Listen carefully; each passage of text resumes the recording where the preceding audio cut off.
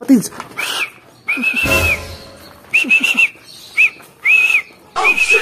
Sino to?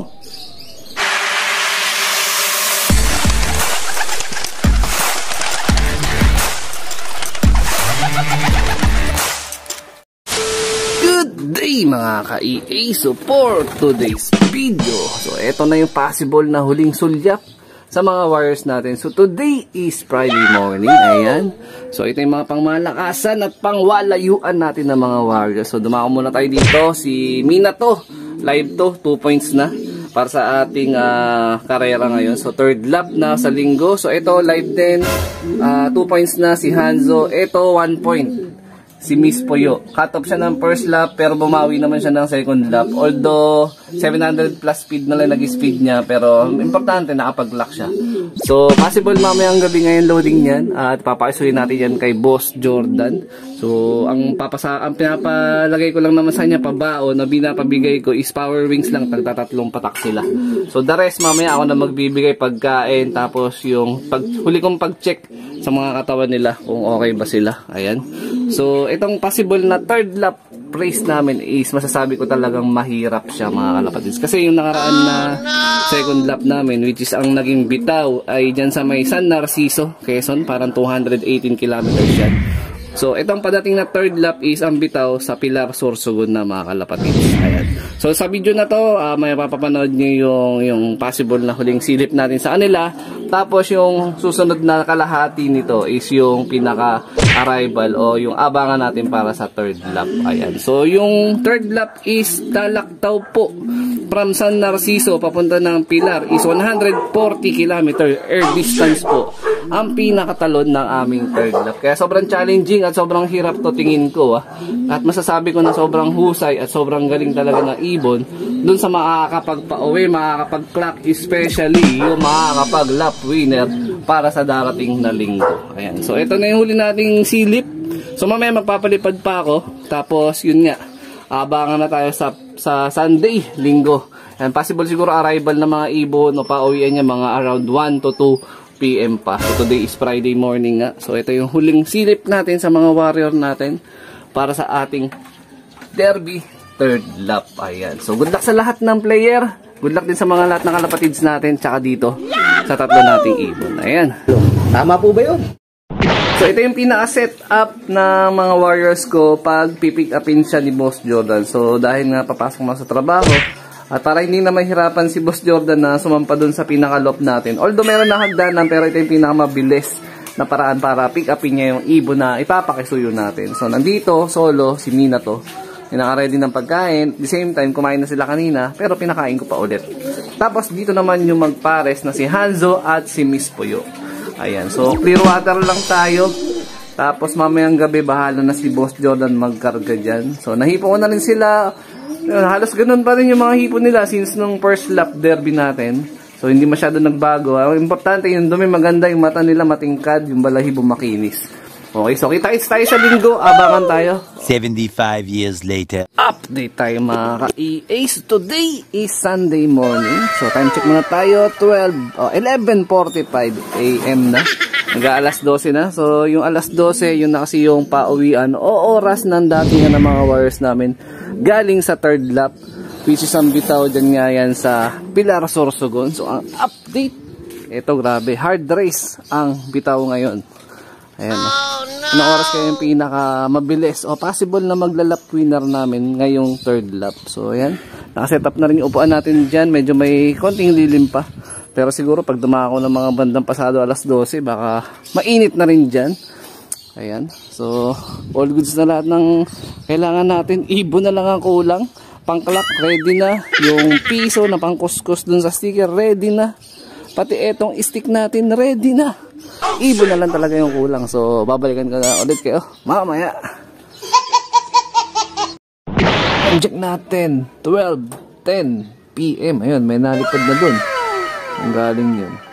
You know, so base sa pag-check ko sa huli ng forecast ng kung meron nag-clock, wala pa nagka-clock kahit isa sa club namin. Ayan. So medyo mabigat ang karera talaga ngayon, no? Sumabay na yung layo, sumabay pa yung init ng tirik ng araw.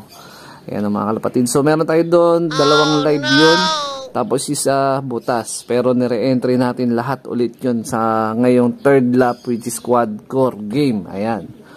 So, sana mag-clock yung kahit sino man lang sa kanila. Mas maganda kung lahat sila mag-clock, no? Kahit medyo delay tayo, ang pinaka-cut off pa naman natin around 3 PM pa. So, mahaba-haba pa yung aabangan natin na oras para sa ating karera ngayon. Tanghalin tapat pa lang naman. So yun, napakaganda ng sikat ng araw mga kalapatids. Kanina meron dumapo dun sa poste na yan, kulay puting ibon. Pero di naman nagtagal, mga 5 minuto lang. Sumibat na rin. Di ko alam kung galing karera yon or sa ibang club na karera siguro. Ayan o. So tiwala lang mga kalapatids dun sa 3 ibon natin. Sana may mag-clock sa kanila. A few moments later. Mga kalapatids.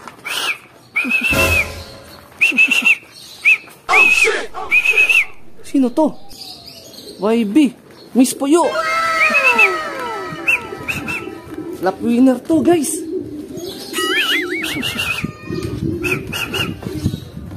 Pasok na pasok. Pwede tayo mag-lap winner na ito, mga kalapatids. Lako na tayo. Pwede na. Grabe, ginulat ako ni Miss Puyo. Umalagwa siya, hindi ko alam kung pang ilan tayo, pero meron akong kuto, baka luminya to sa lap winner. Meron pa siyang hatak na young bird, ayun oh, nagmadali na ako pumasok, so nag-speed siya ng 1,107. Grabe, breakaway. Mamaya after mga 5 minutes, check natin kung ano nga ba yung possible na rankings ng pauwian natin, first arrival natin siya para sa ating third lap. Ayan, medyo kinakabog-kabog pa ako. Ayun, mayroon siyang hatak dito. Walang sing-sing, oh. Eto. Young bird pa. Grabe. Buti na lang, sakto yung pag-video natin. Bigyan natin na inumin to.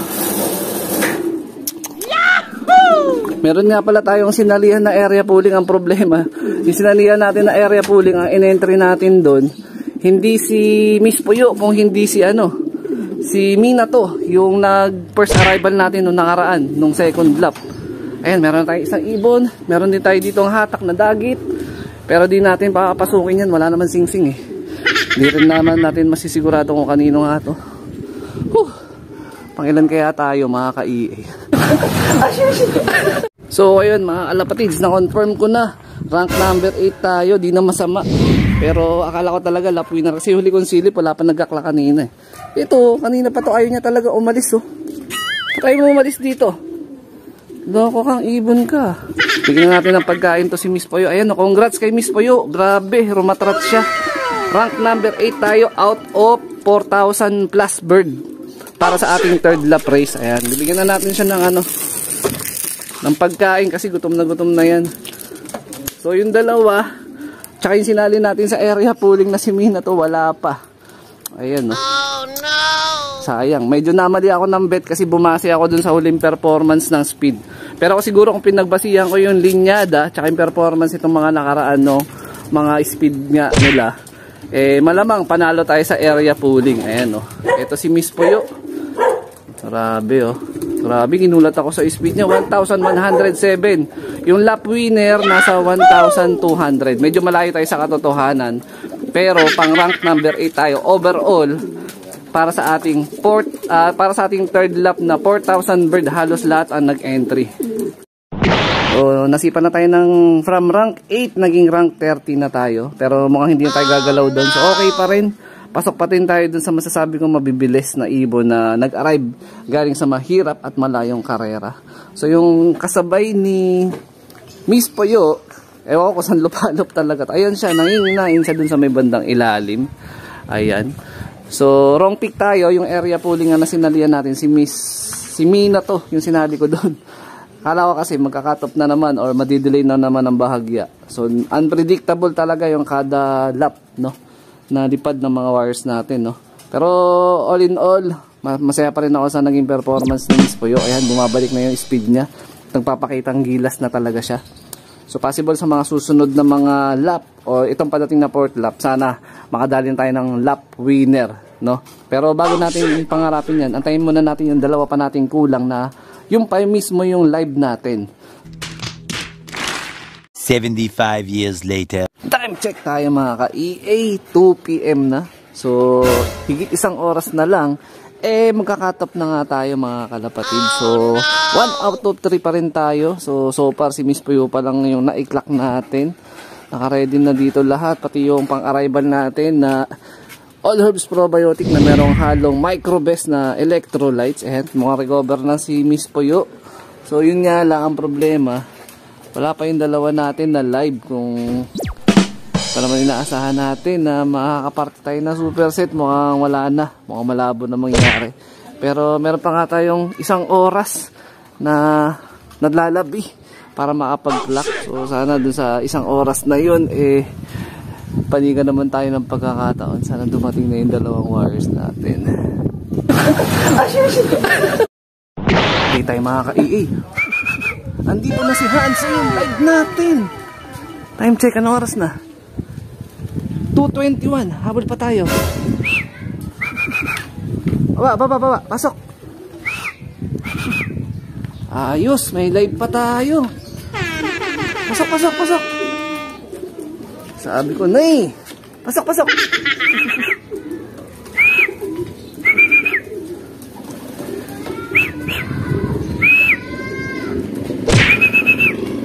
Ayaw pa pumasok. Wait, pasok na. Okay, magkaklak pa tayo. Habol pa to. Live sa wakas. Meron tayo isang live. Si Mina to na lang kulang. May oras pa. Habol pa to. A few moments later. EA, time check natin 3:05 PM. So 10 minuto na lang, wala na, olats na, cut off na. So buti na lang itong si Hanzo umabot pa at ng 782 speed pa. So may naiwan pa tayong live mga kalapatids na ito yung magtataas pa ng bandera natin dito sa EA Loop. Pero ito naman si Miss Puyo naka-re-entry naman ng 5 laps to, tsaka ng quad core. So may mga asahan pa rin tayo dito sa dalawa na to. So possible mukhang hindi naaabot sa tamang oras etong si Mina to. Naabangan natin na isa pa nating live. So ganun talaga. Marahil yun yung nakatadhana sa karera niyang to. Pero may posibilidad pa na mag-cut off lang siya, tumawi siya ngayong hapon bago magdilim, o pwede rin naman mag-see you tomorrow. Tama po ba yun? At eto na nga ang nangyari mga ka-EA. Pagtapos natin ng ilang minuto after ng cut off, 3:45 na i-clock natin si Mina to. Ayan siya, delay siya ng 30 minutes.